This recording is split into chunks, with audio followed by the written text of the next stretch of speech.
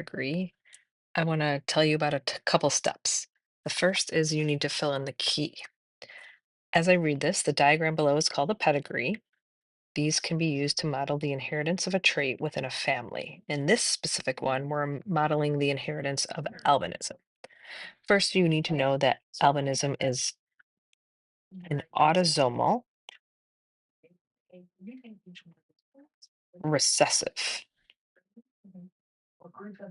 What that means is that autosomal, it's not on a sex chromosome, and recessive means that those with albinism, the shaded, are recessive. So in your key, you would say that those that are shaded have albinism, and those that are not shaded does not have albinism.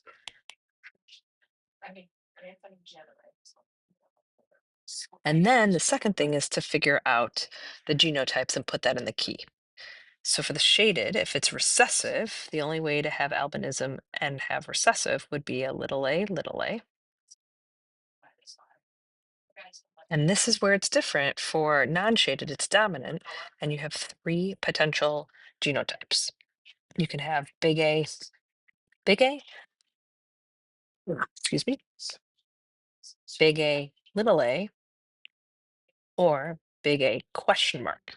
The big A question mark means that you don't know for sure what that second allele is. Now, first step is to fill in all recessive. And I see that in my key, recessive is a, and it's shaded. So all shaded, I would fill in.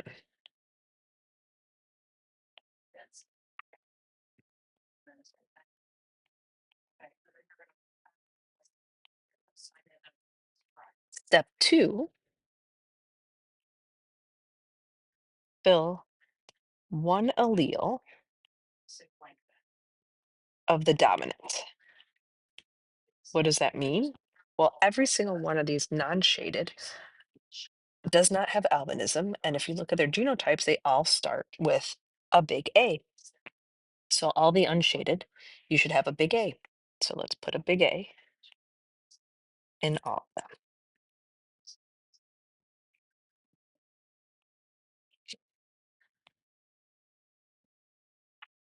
My third step is to then fill in the families of those, the parents of the kids of those that are recessive. So fill out the recessive families.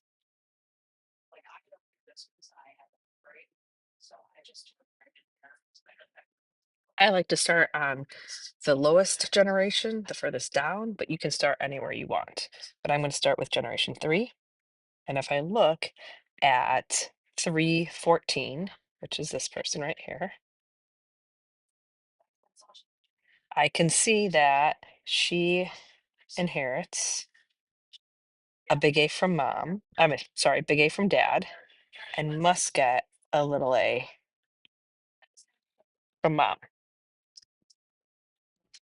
And then if we go to the next one over, which is person 17 on the bottom row, the daughter, she is little a, and her parents both have big A's. So the only way that she can have little a is if both parents pass down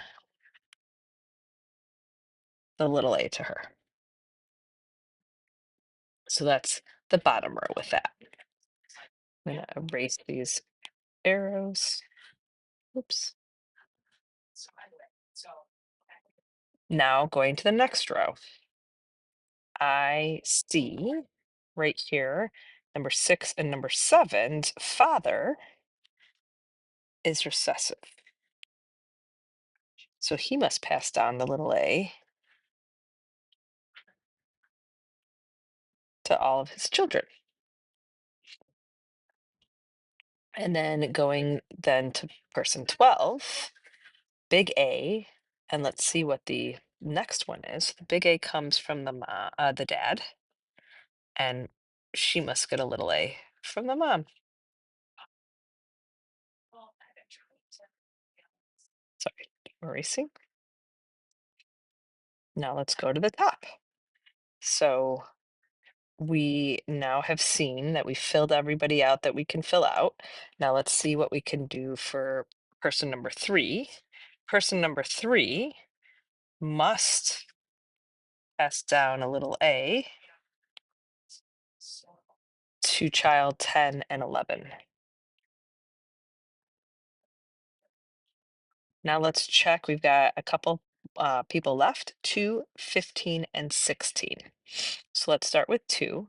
We know that the mom passes down the big A to each of the children. Do we know what this second allele is? Do you know 100% certain? Are you 100% certain what that second allele is? No, we don't know because the second A for the children, the second allele for the children, they're getting the little a's from the dad, but we don't know what that second allele is for the mom. So what we do with that, you do a question mark.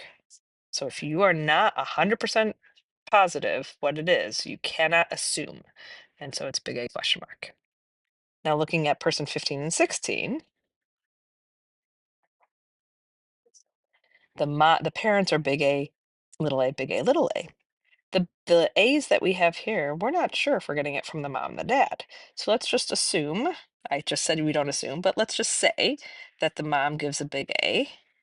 Well, what's the dad giving? It could give a big A, or it could give a little a.